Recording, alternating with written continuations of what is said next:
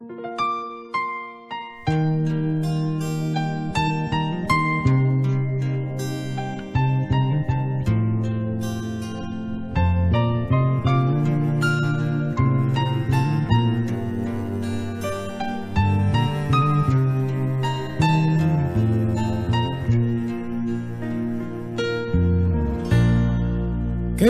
trạng niềm chung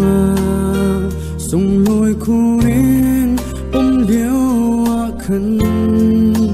thuyền lung chung lỗ nam quan trọng lâu thiên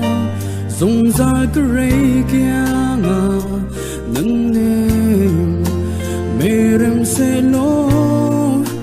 lung kil khuyên cần ta chân khá ngất thấy thiêm hoa lâu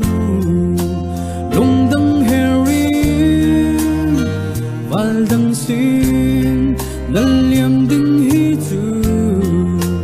cá ruột bần lâu gian khát thằng ngày theo tôn dù khai vai liên liêu cả thằng ngày tôn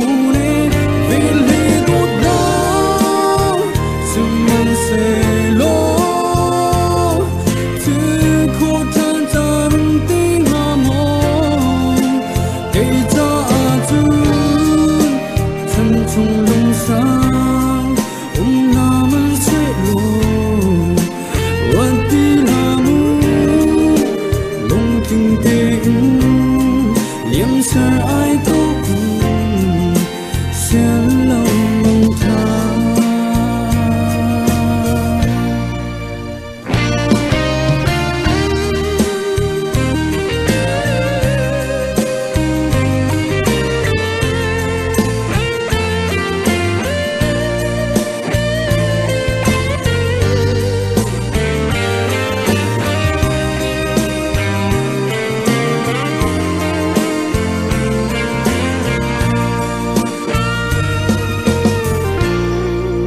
kế hoạch chân naga dùng dài dài cân thím đột mi